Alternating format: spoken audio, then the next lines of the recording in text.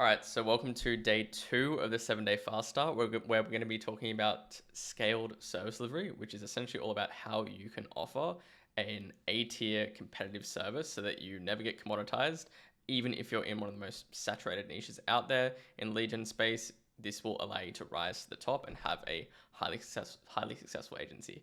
This is my third time recording this training now because of a bunch of different tech issues. So fingers crossed this actually works this time. Let's not waste any time and just dive right in. So why should you watch this training in the first place? Well, look at this. So this is an individual client of mine that you can see here has spent a total of $41,000 with us. And a very kind of motivating realization is to think that you only need like 25 or I think 26 of clients that pay you this amount of money to make $1 million with an agency. And it took me, I'm 6-7 years into my agency journey right now, and our retention didn't used to be anywhere near as good as this. And that's what I'm really running through in today's training, is how to make it so that you can earn this amount from your clients. And we're not doing anything magic here. We're not doing any tricks in terms of contracts or making people jump through hoops or doing anything fancy on the back end. We're just providing a good service. We've got good product market fit. We're working with the right clients. They're making more money from our service than they're spending with us, and everyone is happy. And so this training is going to allow you to have more clients in your agency that pay you this amount over the long run, which is going to put more money in your pocket at the end of the day. Cool. So you're also going to be getting access to 3 fast action bonuses. So make sure that you stick around to the end for how to access these. If you're watching this video inside of school right now, then you're going to have instant access to these directly below. If you're not in the school group right now, then in the description of this YouTube video, you're going to be able to join my free school group, Agency Scaling Secrets. Make sure that you're in there. It's one of the fastest growing communities for lead generation marketing agency owners. Cool. So that's the link there if you want to type it out manually because you feel like it. Cool. So the goals for today is, number 1, to stop copying templates and your competitors. If most agencies and most people kind of sub 50K per month, they don't really put any effort into creating a competitive edge or creating a point of difference or innovating or developing anything new, other than just looking for templates in other courses and SMMA programs, or just funnel hacking their competitors and trying to figure out what they're doing for their clients. And so if you're always doing that, that's essentially the fast follow strategy, and you're always going to be a few steps behind your competitors. And if you're only executing on a strategy that has been handed to you on a silver platter inside of someone's course and coaching program, then there's already had to be so many steps and things that had to occur for that winning or proven strategy to exist in the first place. Another agency or another guru had to develop that strategy. They had to go through a lot of testing. They had to test it with a good portion of their clients. Then they had to create a course, and then they had to sell you into that course. And by the time you get it, you're getting somewhat watered down information for strategies that might still work, but probably worked a lot better a year or 2 years ago, or even 6 months ago. And so first mover advantage is very, very real. Next is, I want you to possess the marketing skills to invent winning client result strategies so that you're not having to rely on your competitors and templates from other programs. Next is helping you produce industry-leading case studies, which obviously has a flow-on effect to you being able to grow your agency a lot more easily, have more status in the marketplace, make it easier for you to acquire customers and clients. Next is to increases your status in the marketplace, like I already said, and then at the end of the day, increase your client retention by up to 300%. And that's honestly an understatement. From the first 1 to 3 years of my agency, I've easily done more than 300x increase our client retention by 300%, resulting in you being able to have clients that pay you upwards of $41,000. Cool. So if you want to get my client Go High Level Snapshot, which is literally the entire infrastructure that we use for fulfilling our done for you marketing agency clients, that's going to be linked directly below this video inside of school. And that's going to include our AI appointment setting chatbot. That's going to include all of our sales pipeline and automations. It's going to include our video sales letter landing page template and a 33-touch database nurturing campaign, which are kind of all the kind of practical applications of some of the things that I'm teaching you today, which can all be reworked and translated over to literally any local business lead generation niche, regardless of which one that you're in. In later trainings in this series, we're going to get a little bit more practical with building out the back-end infrastructure side of your service. Today, we're going to be talking about just like the strategy of how to actually get good results for your clients and the pieces that you need in your service. But if you want to have access to that snapshot, click the link below. Cool. So one thing that I really wanted to talk about is that most people think lead gen agencies in general are saturated, and I really wanted to break this myth because the reality is you just aren't bringing anything new to the table. Running an SMMA, running a social media marketing agency, doing the lead gen strategy for local business niches is a very established business model, and that can be a good thing, that can be a bad thing. The bad thing is that it's you're not new to the game, and you don't have that you're not a shiny new object, and you're not a new opportunity to business owners if you're just helping them run ads on social media. And so now the barrier to entry is slightly higher. When I first got started in the agency space, it was very, very easy because not that it was easy, like I didn't have a lot of things that you have access to today because the industry wasn't anywhere near as saturated, but we didn't have to get as complicated in terms of what our service was to justify the similar price points for acquiring the same customers and clients. And so if you're wanting to be one of the agencies that make seven figures, if you're wanting to be one of the agencies that scale with ease, if you're wanting to be one of the agencies that are highly, highly profitable, stick around, and you stand the test of time, and you're not just a flash in the pan business, then you need to come to this realization that you need to bring something new to the table.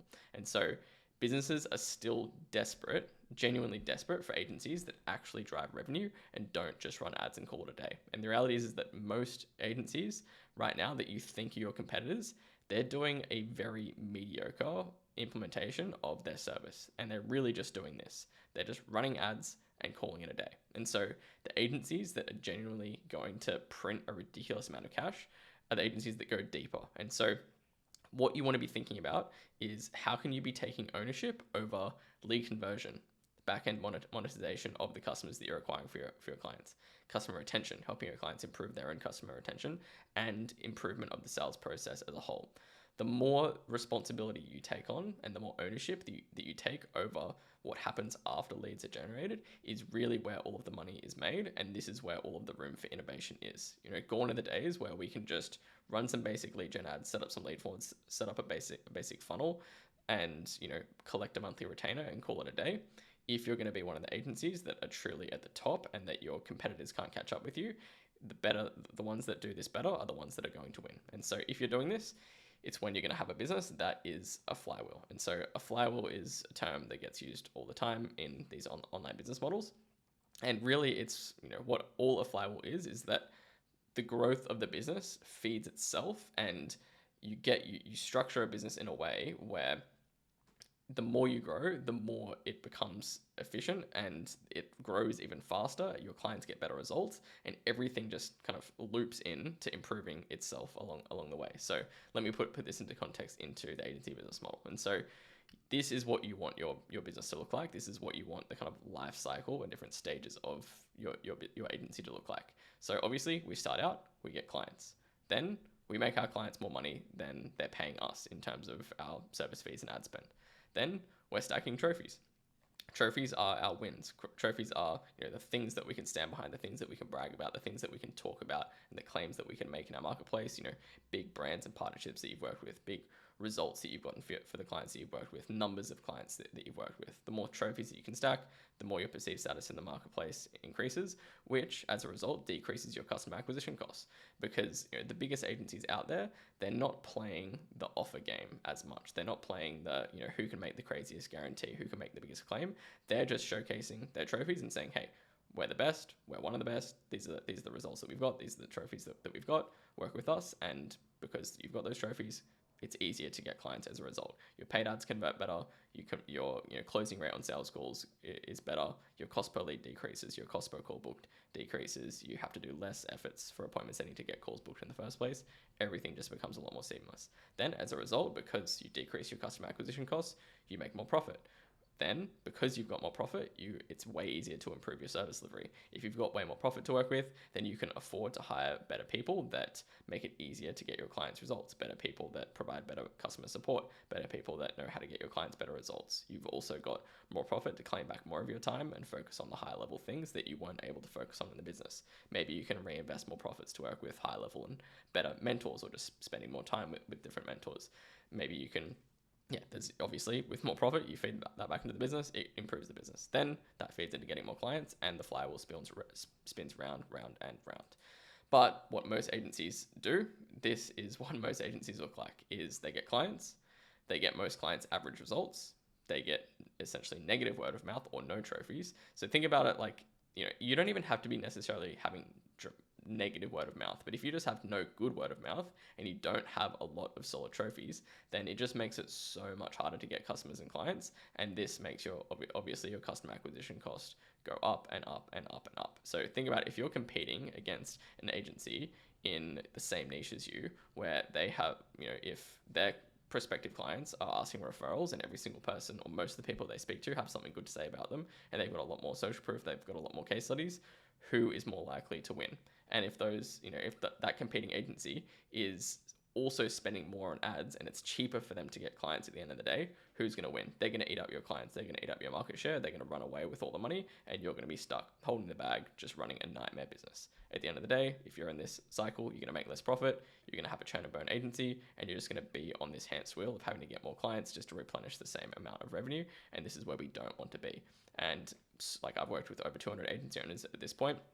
This is where probably 60 to 70% of people that get into the SMMA space, this is what causes them to give up, and this is what causes people to think that this is not a fun business model to run. And everyone that kind of breaks through the glass ceiling of not being in this death loop are the ones that succeed and that make a lot of money. And it took me almost 4 years to break out of this kind of curse and figuring out what the problem was, and this training is going to help you solve exactly that. So in order to make sure that you're experiencing the positive flywheel, not the negative flywheel, you have to focus on delivering one result via one channel for one client avatar. If you're going to take ownership over these additional things like we talked about, like the sales process, like the conversion rate, like helping your clients improve their retention or back end monetization, there's no way that you're going to be able to become an expert in the fulfillment for 5 different niches or client avatars at once. It's just not going to happen. And so I already touched on the importance of this in day one, so I'm not going to harp on about it, but this is the first unavoidable principle. Next is repeat this for at least 20 to 30 clients to establish product market fit. So the definition of product market fit is that you're selling the right thing to the right people. And so this also feeds into your service delivery. You can't even justify or assume that you've kind of validated a service delivery strategy until you've done it for at least 20 to 30 clients, in my opinion, because that's just a default. If you are working with a lot of the big sales coaches and big sales gurus in the industry that I've spoken to, 100 sales calls is kind of a threshold, 90 to 100 sales calls where you would consider an offer being validated or not. And so it's kind of similar with your back-end client fulfillment. Just by doing your fulfillment and your service strategy for 20, 30 clients, there's going to be so much iteration and improvement and insights that will be revealed and just obvious kind of blind spots that you'll come across, that once you get on the other side of that 20, 30 clients, your service is going to be dramatically better than sub 10 clients. Cool. So once you do this, you're going to reap the rewards of it. Like I already kind of showed you, you're going to have clients that pay you $41,000. And the first month, May 2021, that I crossed around the 7-figure run rate mark, it was just under that, but I was kind of claiming at that point 81, 82K cash collected, not revenue. I was just doing one service for one niche for one client avatar and providing one key result. So we were focusing on seller acquisition by providing high quality seller leads to real estate professionals via Facebook and Instagram advertising. That's all we were doing. We weren't doing social media management. We weren't working with any other sub niches within real estate. We weren't also doing buyer lead generation. We weren't doing helping real estate agencies grow their rent roll and generating landlord leads. We weren't working with any other verticals of local businesses. We weren't doing Google ads. We weren't doing YouTube ads. We weren't doing anything else. Just Facebook and Instagram ads to acquire sellers for residential real estate agents. That's it. Another great example of this, Jackson Blackledge, who I've met a couple times. He's got an agency in the e-com space doing Google ads, and at the time he crossed $340,000 cash collected in a single month, just doing one service, Google ads for one niche, e-commerce. And so the proof is in the pudding. This should be a very obvious thing, but this is what causes a lot of agencies to just run themselves into the ground and be in that kind of reverse flywheel and in that agency death loop. So obviously don't do this. Don't offer multiple services to multiple client avatars, and don't try and solve every problem for shitty clients. And so this is so important. And so even though I'm telling you to take ownership of other kind of aspects of your client's business, you still need to be very selective and smart with which problems you choose to solve. For example, and who you're solving them for. So in my case, having scaled my agency in the real estate niche, you know, we're not trying to take like a shitty average real estate agent that's been in the business for less than 2 years, who's already acquiring listings inconsistently, and trying to turn them into an A-play agent that's one of the best in their market.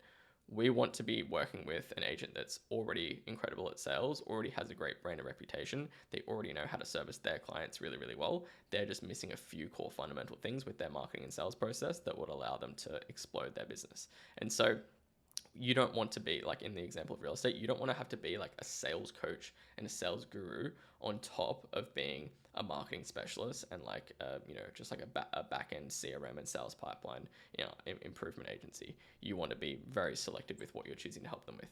For example, if you were working with trade service businesses, you're not going to want to help them completely transform their back end operations and like their accounting strategies, but you might help them with obviously their lead generation, their lead nurturing, and their appointment setting efforts, and maybe their upsell and retention strategies. Or if you're working with a chiropractic business, you might really get in the trenches of understanding how to get results for those guys, and you might understand their business model, and you might figure out, okay, these are like the most expensive kind of high profit services that we want to upsell and retain people to, and help them build a sales process to convert the customers that you're acquiring on the front end to those back end services, just as some examples. So the only three variables that impact, not in-pace, client results and retention, and this is like kind of two of these are very big blind spots that most agencies completely ignore, because most people think that your client results and your client retention just comes down to if you're getting good ad results or not, when that is completely not the case whatsoever. So the first variable, which you already touched on a lot in day one, is the client itself. And so you could be providing the same service, getting the same results, but you do it for a crappy client versus doing it for a great client, and the outcome of the results are completely different. If you're an e-com agency trying to get results for someone that's on their second drop shipping store and they're struggling to scale a random product that was maybe trending 2 years ago, but it's not working now, is that person going to be easy to scale? Or is the established brand that or has 50,000 followers on Instagram and is selling pet products and they're already doing $100,000 per month and they've got a great customer base and following, who's going to be easier to scale? If it's a real estate agent that's already kind of in the top 5 in their market, they've been in the industry for 10 years, blah, blah, blah. You get the picture. So does the clients that you're working with, do they have money? Do they already have momentum within their business? Have they been around for 2+ years? Do they already have Google reviews? These are just a few examples of the things that you should be looking for in your ideal clients. Next is obviously the results. And so this is an unavoidable thing that, obviously we have to get good results on paper for our clients. And so really at the end of the day, the line in the sand is like, do your clients make more than they're spending with you? Like that's like the absolute bare minimum. Next, looking at, did they get quick wins? And so a lot of the time with the services that we're selling to our clients, like what I was talking about in day one, opportunity offers are the easiest to sell, but they're the hardest to fulfill. We're selling the opportunity of business growth. If business growth was easy, everyone would be doing it. And so often our service delivery and the success of that is reliant on us achieving this like giant transformation, which is 6-12 months down the track. And so what we want to be doing is kind of manufacturing and strategically installing strategies that we're doing for our clients that get them quick wins that are kind of leading indicators to the main big result. And so examples of that is you can be doing like database reactivation campaigns, you can be doing review generation campaigns and reputation management. These are simple things that you can do to get quick wins for your clients. Are the results consistent and are the results scalable? That's something that you have to think ahead and look at, is like, okay, maybe your strategy works for your clients at a small level of scale, but is this evergreen? Is it sustainable? How much work does it require to actually maintain these results over a long time period? And how much can it be scaled up? Because like once you're, some niches like construction and home service niches, for example, it's very easy to get them results. But what happens once you fill them up? What happens once, if you help a renovation business land 2 or 3 projects, they're busy for the next 4 to 5 months and they don't need your services anymore. So what can you do for your clients that help them be more scalable so that your service makes sense to stay on and they can keep paying you? Cool. Lastly is the client experience. And so this is probably one of the main blind spots that most agency owners ignore and can cause you to have very, very poor client retention. And so you can be making your clients a shit ton of money on paper, but if they feel like that client communication is poor, if they feel like that they've been left in the dark, if they feel like the response times are poor, then you will lose clients just because of that. And like any agency owner that's been in the game for longer than 3 or 4 years can attest to this, or you might even be noticing this right now.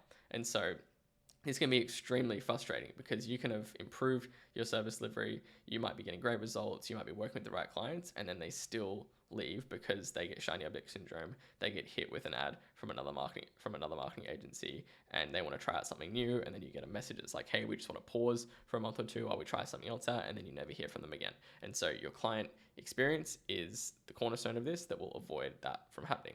And so the first thing that you want to be looking at is, was your onboarding process seamless? You're having a good onboarding process can affect your client retention by up to 80%, which is insane.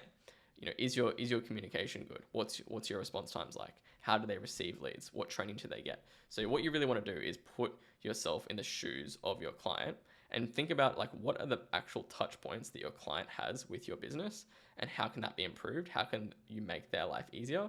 And in general, like, we want to treat our service like an extension of our client's business. We want to slot as seamlessly in their business, as seamlessly as possible into their business. And we don't want to have to create any extra headaches or any extra work or add extra friction to the things they're already doing. There's always going to be, learning curves, and there's always going to, if you're changing their business, there's always things that in a good way, then there's always going to have to be things that change. But we want to be as seamless as possible. And so improving your client experience, which most of the time comes down to communication, comes down to good reporting, comes down to building good relationships with clients. How often are you doing strategy calls with them? What do your weekly check-ins look like? What do your weekly reporting summaries look like? All of these types of things add up to an incredible client experience. Reading books like Giftology, which I've got in my bookcase behind me, and learning how to strategically give gifts to your clients. Little things like that can go a long way with improving your referrals and keeping clients for like 2 to 3x longer. Cool. So now we're going to be moving over to a Google Doc. If you made it this far into the training, then you probably don't need slides to keep your attention span going. And so if I put all this information on slides, it would have taken me 20 hours to put it all together. So just wanted to get through to the meat and potatoes of this training ASAP. So now let's talk about the winning ingredients, the ingredients to a winning client fulfillment strategy. And this is more just like tactical, technical, like media buying, like lead gen, high level marketing strategy that you can apply to your clients' campaigns and that you can use to improve your service delivery. And so let's get into it. So there's only 3 things that you can affect to improve a lead gen service. It's how good are you getting leads, how good are you qualifying leads, and how good are you nurturing leads. And so when you're thinking about creating competitive edge, thinking about what can you improve, you only need to look at those 3 things. What can you do to improve how well you're getting leads for clients, how you're qualifying leads for clients, how well you're nurturing leads for clients. We're going to get into it in a lot more detail. Let's start with how well we get leads. So getting leads, like, first of all, the base level assumption is we already know that we're going to be running ads on Facebook and Instagram. Facebook and Instagram meta ads are still by far the best ways to get consistent leads at scale for local business clients. And so then, okay, well, what's the number one winning ingredient of making ads perform well on Meta? Right now, in the current climate, it's creative. When you're running ads for local business lead gen clients, we don't have the luxury of having huge audience sizes where we've got millions of people to play with, and we can get really technical with the audiences that we're choosing to use, which means that we're mostly doing open targeting or just like very general interest based targeting. Most of the success of campaigns comes down to your offer angle and your creative, and so that's what we're going to be digging into right now. So there's only 2 kind of options that you have when creating winning lead gen ads. Either we're going to use a lead magnet, or we're going to use an offer. So a lead magnet is essentially a complete solution to a narrow problem. So some examples of good lead magnets might be, a free ebook. In the real estate niche, it's like a free home sales guide, 7 steps to sell your home for top dollar for Gold Coast homeowners, or a list of homes. Next might be like an investment calculator. So if you're trying to generate, buyer leads for a real estate buyer's agent that's trying to acquire investor clients, then you might have some kind of investment calculator, or mortgage brokers might do a mortgage calculator. How much will it cost, how much will your mortgage repayments be to own your dream home, something like that, or, a refinancing calculator. Then life insurance estimate, how much would you have to be paying per week or per month to be insured under life insurance. Car finance estimate tools, how much does your dream car cost to own per week. Free trainings on XYZ topic, this is similar to ebooks. Free masterclasses, free mini courses, any type of kind of package free training on a specific topic. Then in general, it needs to be something that's indicative of their intent to use your client's services. So all of these things are kind of like a precursor that if they're interested in that thing, then they also very likely could be interested in using the underlying service that your client provides. That's pretty straightforward, but there needs to be congruency between the lead magnet and the service, obviously. So next is an offer. So an offer is usually some kind of free giveaway. And the key distinction here is that the lead isn't usually consuming a piece of content and the inquiry is more direct to using the service itself. For example, most of the types of ads that we run in the home services niches is some form of free quote, which is the actual call to action on the ad. So a free quote for a fencing service, free quote for a pool installation, a painting project, a deck installation, a bathroom renovation, a kitchen renovation, entire house renovation. You get the picture. For dentistry niches, it might be a free or discounted teeth cleaning or initial consult. It might be a free Invisalign consult. For a chiropractic client, it might be a $100 voucher towards your first chiropractic adjustment session. For gyms, it's obviously free trials, or in real estate, we've got the free price update, free market appraisal. That's an evergreen offer that's been around in the industry for the past 20, 30 years. So, and a very, very important insight to understand with all of this is that if you understand the subconscious motivation for why someone would want to use your client's service or product, so that's what you need to understand. I phrased that wrong. So you need to understand the subconscious motivation for why someone would want to use your client's service or product. So when we know the subconscious motivation, we then mirror that in our ad copy and our creative. So there's always, at the end of the day, good ads and good creatives reflect an emotion that customers and prospective clients of our clients' businesses are already experiencing. And so there's only two motivations that I've found, which are kind of the underlying emotion that's going on in all of our ads. And so the more that you can evoke this emotion in your creative and your copy, the better your ads will convert. And this is something that I haven't really heard anyone talking about. And I've really tried to kind of get down to kind of first principles of going, okay, what is the actual thing below the surface that is making ads convert? And this is it right here. So the number one motivation, not in order, but these are just number 1 and 2, is curiosity. So to what degree does your ad spark curiosity in your prospect to be about something? So for example, in real estate, it's how much is my home worth? This is a very obvious and tried and true, ad angle in the real estate niche for generating sell leads. So someone is curious about how much is their home worth.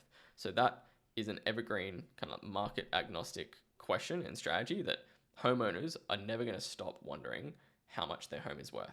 Most people in Australia, especially in the US and Canada, their home is their biggest asset. It's a speculative asset. It's most people's biggest asset, so they care about what it's worth. And so to what degree does your ad evoke curiosity for someone to be interested in finding out what their house is worth? That is what's going to indicate the performance of the ad or not. So that's what you actually be trying to do. Create curiosity to find out that thing. Landscaping is how much does your dream garden cost? So, how could you visually communicate that? Maybe by showing before and afters, maybe by, that you could just get creative with figuring out, okay, how would I get someone curious to find out how much their dream garden costs so that they could inquire for a quote? If it's life insurance, how much could I be insured for? It's there's an underlying question here that our ad needs to visually represent. Auto finance, how much does your car cost per week to own? So this is a very kind of just simple example of one ad that we've been running over the past 6 months or so that's been working really, really well for sell lead generation. And this kind of executes on these principles well on creating curiosity. So, and kind of just other scroll stopping and just kind of conversion rate improvements of these types of ads. So we're using scroll stopping elements like bold text. We've got red behind the text. We've got a bold blue color. This makes it scroll stopping. We've got a prominent house that is, recognizable to the local area. we've got an aerial shot in the background of that local area. We're making it relevant to locals by calling out the location that the ad's relevant to, and we've made it look like kind of like a news article or something like that, where it's like breaking news, home prices have increased by X amount in the past 12 months. And that evokes curiosity because people go, oh, if home prices have increased that much, then I wonder what my house could be worth. Then they click on the ad, then they inquire. There's a bunch of different other types of ads that we run, but that's just one example for this purpose. So the next motivation is transformation. So fundamentally, any product or service is providing some form of transformation. And this is generally the most powerful marketing concept to apply through all of your clients' ads and your own ads as well, if your own client acquisition paid ads when you do that, or if you're doing that right now. So if you visually represent the transformation that your clients want from your client's service or product in an ad, it's going to convert. Either show before and after or show the outcome of the transformation. So for example, let's take a cosmetic dentistry client. You could be showing Invisalign before or after, or white teeth before and after, or you could just be showing the after of incredible looking teeth. You know, if someone is using any form of cosmetic dentistry service, they want to change something about their smile. So if you show that transformation, or you just show them the outcome of the transformation, then that's going to invoke that emotional response that, you know, that business can help them achieve that transformation. Roofing, old roof versus new roof. Bathroom renovation, old bathroom versus new bathroom. Eyebrow studio, eyebrows before and after. Weight loss clinic, physique before and after. Real estate, you know, this is an example of showing the outcome of the transformation, which might be a homeowner standing out the front of a sold sign, smiling and happy, which is the end result of what any homeowner wants if they're deciding to go through the home selling process.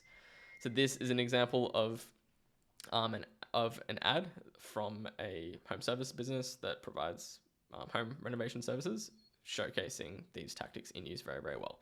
So they've used some kind of like AI. This is just like a good example that I found. They've used like an AI generated image of a nicely renovated house, and then they've included text overlay that just, you know, gets to the point and summarizes the offer that they're promoting, which is full home renovation within 4 months guaranteed, which is kind of like a bold claim that stands out that not many other people are offering.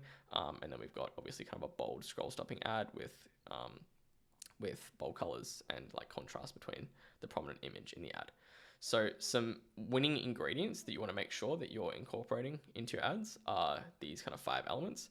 So we've already touched on some of these, but I'll just kind of rehash them. Is scroll stopping, we use bold colors and imagery.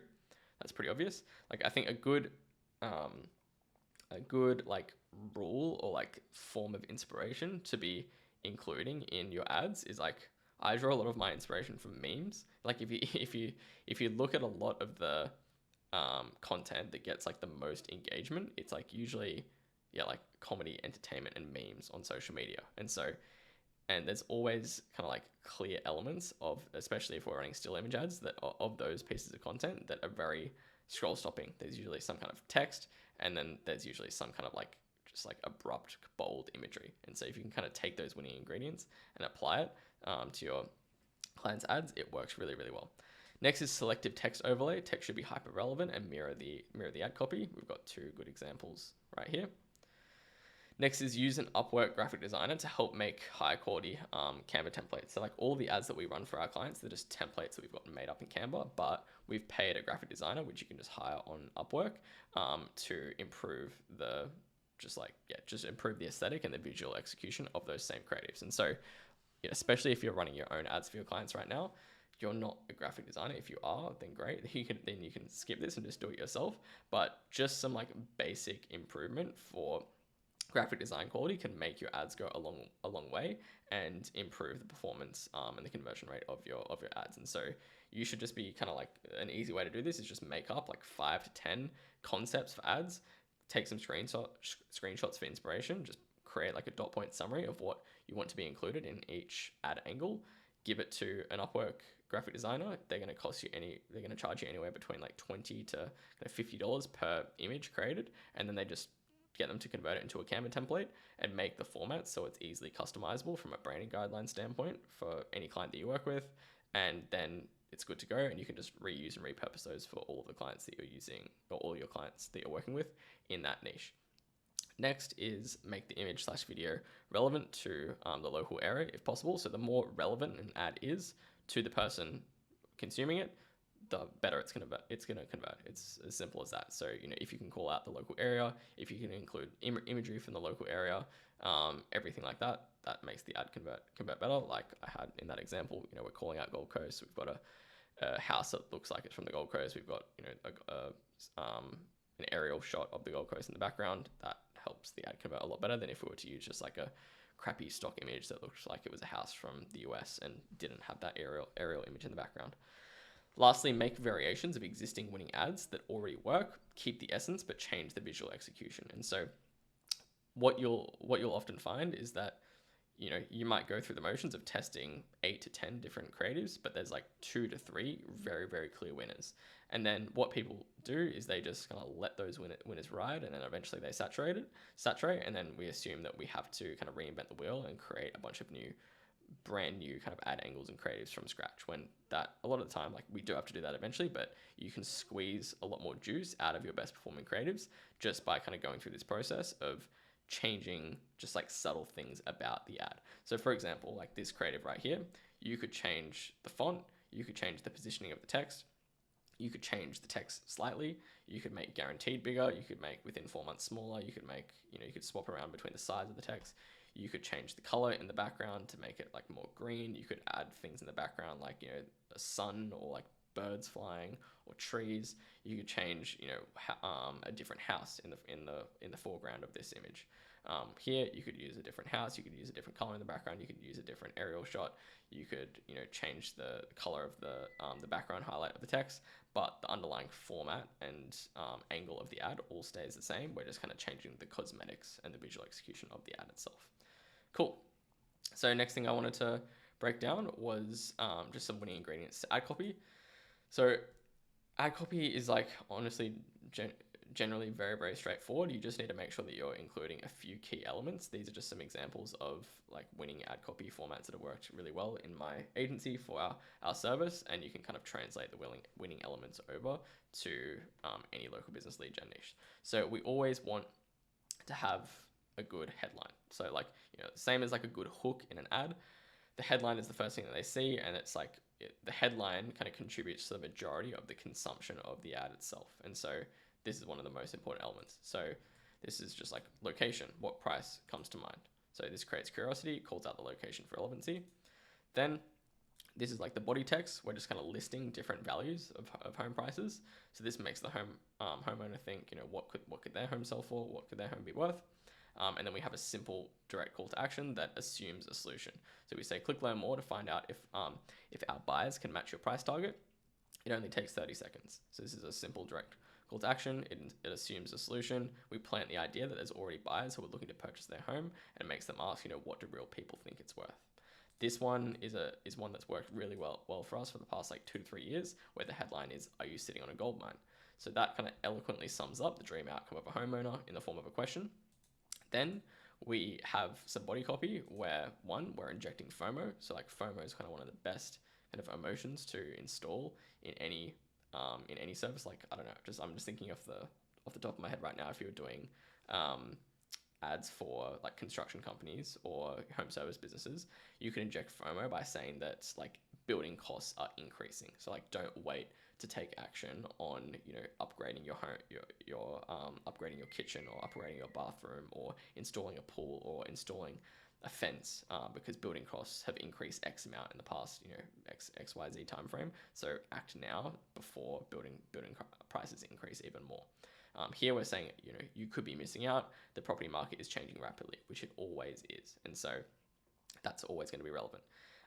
Next is one thing that you want to be doing, and this is why it's again so important to be working with one niche, one client avatar, providing one service, is be tapped in to the real objections and questions that your customers, clients are getting about using their services. And so in the same way that we obviously always get objections and questions around potential clients that want to work with our marketing agency, our clients, their prospective customers, have questions and objections about using their services in the exact same way.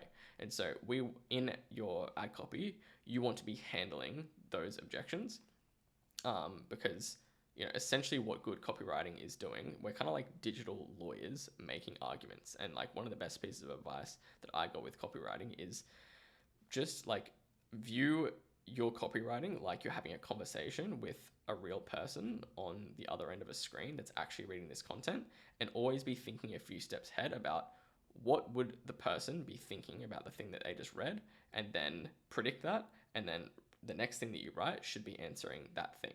And so it's not an exact science by any means, but that's like kind of the best way that I can sum up how to do it well. And so one of the objections that kept coming up a lot in the real estate niche for our clients was that in the heat of like the COVID boom, when home prices were going crazy, people, wanted to sell their home. They wanted to capitalize on the market, but they were worried that they weren't going to be able to purchase another home, and they were worried that they were just going to be buying into an equally expensive market, and the opportunity cost didn't make any sense. And so once the market changed, we made our ad copy relevant and contextual to the current market conditions, and we said, now there's options for your next home, which was the reality, because more homes were coming on the market, were easing people's concerns around this pain point, and that ended up being a really a high converting ad copy variation.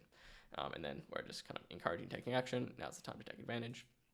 We're stating a mission and an outcome of the offer and lead magnet. So we're giving a reason that we're providing this. So you could do something similar for chiropractic services. You could do something similar for home services businesses. You could do something similar for finance brokers, for life insurance brokers. So in this example, we've just said it's our mission to chat with as many residents as possible, so they're fully armed with the information that could lead them to sell for the best price before it's too late. And then obviously a simple direct call to action, just telling them like exactly, tell people click learn more. If your buttons click learn more, and then we're telling them where they're going to get access to the thing that they're opting in for. So they're going to get it straight to they're going to get the personalized reports sent straight to their email or their phone, so that they have a direct incentive to apply for the thing. So make sure that you always have at least 4 to 5 ad copy variations for clients' ads using dynamic copy, a dynamic copy format. So, at the ad level. So I don't recommend having dynamic creatives unless you've already got a set of proven creatives. But at the ad level, you can have dynamic copy where you can have like 4 to 5 ad copy variations. And then in Ads Manager, you can use the breakdown feature to filter your ads by dynamic element and then select text, and it will show you which version of your ad copy is producing the cheapest cost per lead. And that's how you can start to optimize and follow a process of elimination and keep your best performing ad copy angles and remove your underperforming ad copy angles. Cool. So part 2 is lead conversion systems. One second, I'm just going to turn on my air conditioning. It's getting a bit hot in here. All right, cool. Got some coconut water too. This is my number 1 coconut water recommendation. If you're not in Australia, then too bad. I don't know if they sell this anywhere else, but it's definitely the best. If I could only drink coconut water over real water, I would easily do that. Okay, cool.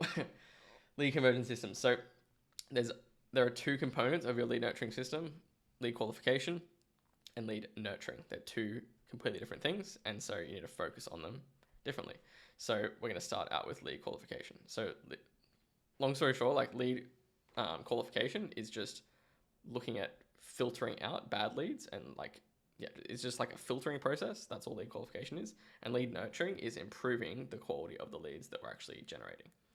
So I'm going to be giving you the kind of high level tools for how to affect each of those different stages. Cool. So 1, lead qualification. This is looking at what questions you ask to identify good leads and how you screen out the bad leads, which is what I already just said. So how do we execute on this? So it's really just like adding questions and choosing what lead qualification medium is the best for your niche based on like the standard kind of sales and marketing process of that niche and industry. So you can either just, a lot of niches where we just do Facebook lead forms. You can just add conditional logic questions or just questions in general to your lead forms. You can ask multiple choice questions. You can ask yes or no questions. Very, very simple stuff. For example, for some of our clients in the real estate niche that they're having issues with lead quality, maybe, some locations we're getting a lot of leads that are out of area, or they're people that aren't actually homeowners. We literally might just ask a question like, are you specifically a homeowner in XYZ location? Yes or no. That's it. That's like one way to dramatically increase lead quality. 2, you can have surveys or quizzes on a landing page as an additional step. 3, you can use ManyChat to do the same thing. I did this for a long time in my agency. It worked really, really well. Or you can use an AI appointment setting chatbot to ask additional questions. So this is what I like to do in the real estate niche, because we want to prioritize like volume of leads on the front end to grow the client's database. And then we filter out leads on the back end through lead qualification with an AI appointment setting chatbot. Depending on the sales cycle of your client's niche, you might mix and mash a few of these different strategies. So in like the home services niche, you're probably just going to go like lead form, and then you might send them to like a 15-minute intro call booking link with like one or two questions about what they're looking for. And then you might use an AI appointment setting chatbot to pick up all the people that didn't book themselves in for a call, just as an example. And I'm in my Go High Level snapshot that I'm giving you below this video. If you're not in school, join school. You're going to get the template for this chatbot, and in later trainings, I'm going to show you how to customize it and set it up for any lead gen client. So your lead qualification questions should mirror the transformation or the transformation that the product or service provides. So for example, for cosmetic dentistry, a question that you might start out with might be like, what would you like to change about your teeth? So these are the questions that you might ask in like a back-end AI appointment setting chatbot or in like a mini chat workflow, for example. Weight loss clinic might be, what would you like to change about your physique? Real estate might be, what's your motivation for considering selling your home? So the questions need to reflect what your clients need to know about a prospect to know if they're worth speaking to or not. Ask your clients what questions they ask. Usually so you need to ask your clients what they ask their potential customers in the discovery phase. So for example, like a home services client, if someone picks up the phone and say, hey, I need a new pool installed in my backyard, that pool installation company is probably going to have a list of 3 to 5 questions to justify and know, okay, this person is someone we want to work with or not, in terms of time frame, in terms of budget, in terms of maybe basic council guidelines or the size of their property. I don't know, but there's going to be kind of immediate disqualifiers that they need to know, and you want to pick the top 2 to 3 things. It's usually going to be something about time frame. It's going to be something about budget. It's going to be something about their current situation. So that's literally all we need to know about lead qualification. Is just one, you need to do it. There's a direct correlation between lead quality and friction. So the more friction that is applied to the lead conversion process, the higher the lead quality is going to be. And so we need to find that kind of magic sweet spot where we're not asking too many questions, we're not asking too little questions, we're not letting everyone through, we're letting the right people through, and we're asking the right questions so that the business that we're working with knows who to prioritize on the back end in the sales process, so that they're not letting the best leads slip through the cracks, and they're not wasting time following up with tire kicker leads. So next is lead nurturing. So this is looking at what marketing assets do leads get exposed to after an inquiry that increases their likelihood of converting. So warm leads are created, they just don't fall out of the sky. This is a big realization that any marketer, lead generation agency needs to come to, and this is what I'm kind of getting at the start of this training, where we need to take ownership over the back end, where there's things that we can affect, there's things that we can do that create more quality leads. It doesn't just stop at lead qualification. This is why lead nurturing exists. So the degree to which you create content for / with your clients to nurture leads is dependent on the sales cycle and the nature of the service. So for example, real estate has a very long sales cycle and requires a lot of trust when making a decision. People want to make sure that they're working with the right agent to handle their biggest asset. Therefore, more education is required, which is why in our case, we've started using video sales letters to nurture the leads that we're generating for our clients. And so this is an example of a video sales letter that we set up for our clients. So the way that we use this in our client fulfillment strategy is on the confirmation page of a Facebook lead form. After someone has submitted an appraisal inquiry, we say, thank you for your inquiry. You've unlocked the free training, how to sell your home fast for top dollar in the current market for Brisbane property owners. And they get this landing page with a nice 15-minute training, a slick video from the client, a brief message to the homeowner, some social proof, some wins, reviews, frequently asked questions, and then a booking link to schedule in on-site appraisal. And then we also remarket all of the leads, send them back to this landing page via text, and we send it back to them over email, and we run retargeting ads to this landing page as well. And then we train our clients to use this as a free lead magnet in the prospecting process, where they can use this as an excuse to reach out to clients to make sure that they've received the free training and ask them questions about what they got out of it. Cool. So another example of this is with a cosmetic dentistry business. They're running ads for trying to acquire clients that want veneers, and this is a landing page that they would send them to after they've inquired for a veneers service, regardless of what the offer is on the front end of the ad. So they're showing transformations, they're showing before and after, they're answering questions that come up when people are considering doing veneers. They give different pricing packages so that they're answering people's questions around that. They handle objections around financing and show that there's financing options available. They explain what the process is in terms of like consultation, the prep, the final fit, go through features and benefits, FAQs, and then they have prominent buttons to be able to schedule in an appointment, which this is just a good example of a landing page in a different lead generation context. If you are generating leads for like home service businesses, you wouldn't want to just generate a lead and then that's it, and then you just send it to the client and it's just like good luck. Ideally, you want to have like a nicely constructed landing page that shows before and after of completed projects. If it was like a concreting business, showing driveways before and after, things like that, and then explaining the process and giving like kind of budget ranges and things like this. Cool. So we can also use long-term database nurturing campaigns to nurture leads as well. So one thing that we've built is like what we call a 33 touch database nurturing campaign, where it's like 80% emails, 20% text, and it's just kind of like generic value-adding content that every now and then has some kind of like conversation starter via text to bring warm leads to the surface. But if you can have some kind of like long-term database nurturing campaigns for your clients, local businesses love that because most of the time they don't have a team or infrastructure to be doing like a weekly email newsletter, to be writing out manual campaigns. And so if you've got something that's just going to be automatically nurturing all the leads that you're generating for them on autopilot for a full year, then that just like has a very high perceived value and helps your clients out a lot.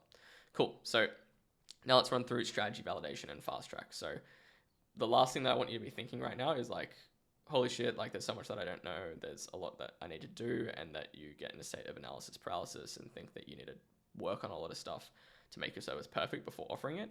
You should be doing all of this on the fly. Like you should be doing all of this like while you're prioritizing client acquisition at the same time. You should be prioritizing service delivery improvement and client acquisition essentially equally, because I see people going at like, I see agencies that just focus on client acquisition, then they run their agency into the ground because they just get clients really quickly, and then they churn and burn, and then they have to like go through this cycle every 3 to 4 months, and then they get a bad reputation, and then they fizzle out, and then they jump on YouTube and start selling an agency course, and then they teach everyone else how to do it, and then they get shit results, and that's why everyone just teaches client acquisition.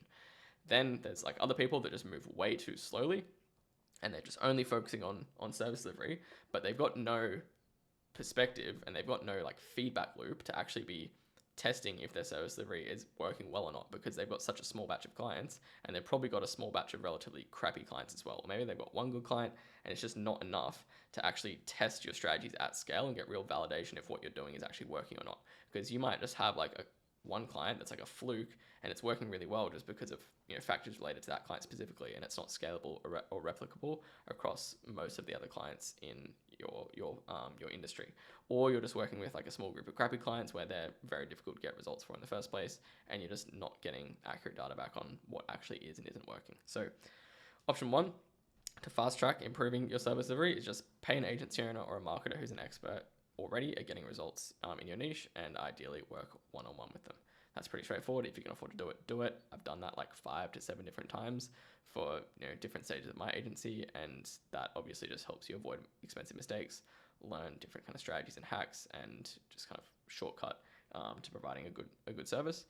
Option 2, take a course from someone teaching your niche directly how to run their own ads. For example, someone selling a course teaching real estate agents or mortgage brokers how to run Facebook ads, or someone teaching e-com founders how to do their own marketing in-house. So there's definitely a big trend or a shift where a lot of businesses and industries, the more that they grow, they're moving more of their marketing in-house. And so there's a lot of kind of coaches and gurus where kind of are shifting to more of a consulting model, where you can just be learning directly from them how they're already teaching your businesses within your niche how to get results. And so you can like just take their course and then just offer it as a done for you service. And that's something that I've done, and that's worked really, really well too. Next is find a good media buyer. Bring them on as a contractor on a per month per client basis if they're good. If they get your clients good results, get them to make SOPs on how they run campaigns as they go. So make that like a requirement in your roles and responsibilities document in their contractor agreement when they come on board, that not only are they responsible for running ads for your clients and implementing the strategy, but they also have to make system and process documents on the strategy they're implementing for you. That way you've got a blueprint that you can, and you be willing to pay a little bit more for that, but that way you've got a blueprint that you can model going forward, that you're not having to train people up from scratch. You're not just relying on brain power of people remembering how to get good results for your clients. And you know, let the systems run the business, let the systems run the business, and the people run the systems. Quote from Michael E. Gerber, The E-Myth, one of the best business books that everyone should read. Yeah, I don't know where else I was going with that. Option 4, funnel hack industry leaders within your client's niche. So, okay, look, let's say you're in the roofing business, in the roofing niche. What's like the top 5 roofing businesses in Australia or in the US or in Canada or across all of those?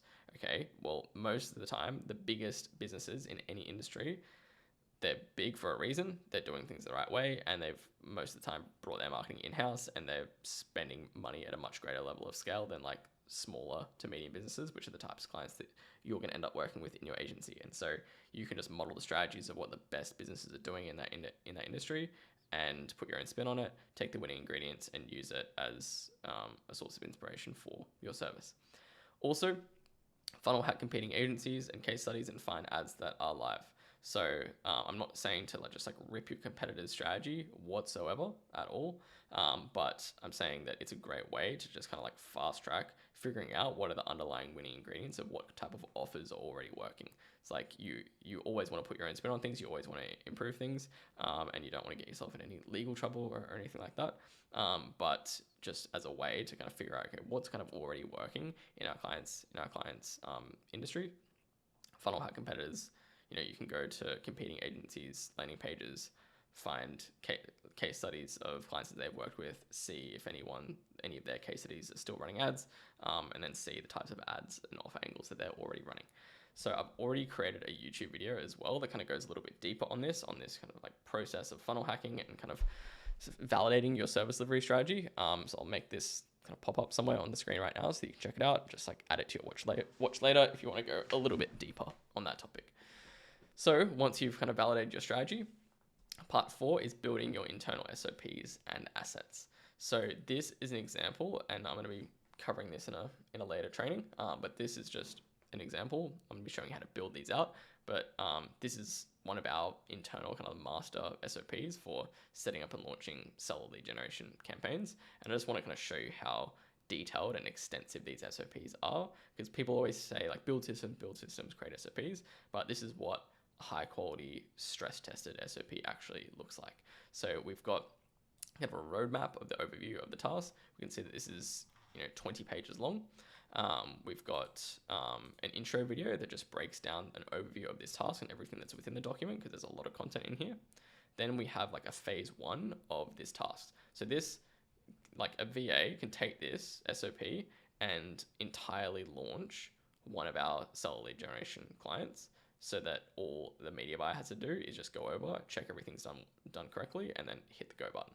So this is like extremely, extremely powerful. Then phase 1 is make the creatives and format the ad copy. So there's a training video for phase 1. That's just linked to Loom. And then we've got all the templates necessary for them to complete this task. So we've got a document that's like the template for all of our ad copy templates. We've got a document that they can use to copy and paste and add all of the reformatted versions of the ad copy for that client. Then we've got a Google Doc with all of our creative and Canva templates on there. And on this document, there's kind of detailed instructions for the details that need to be considered when customizing the ad copy templates, and all the Canva links are inside of here as well. Then once they've done all of that, they've made the creatives, they've formatted the ad copy, then they need to actually format and set up the campaign inside of Ads Manager. So that's phase 2. Then we've got a dedicated Loom video in here for going through these steps. We've got an overview of this stage of the task, and we've got step-by-step instructions, literally click by click with annotated screenshots, so there's literally no room for error, showing exactly how we set up and format our campaigns. Cool. So you're going to get access to this document below this video in school, and there's a few other examples of SOPs that we've created for our service delivery in different contexts.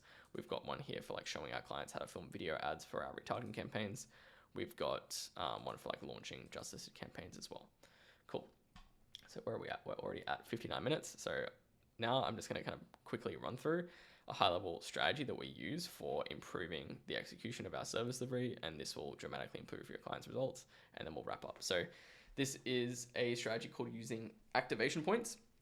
So activation points are the core milestones and stages in the client journey that identify if the client has reached a certain stage in our fulfillment. So having these in place makes client fulfillment clear and simple for you and your team. Once these activation points are defined when managing your client fulfillment, you just need to worry about getting them to the next point.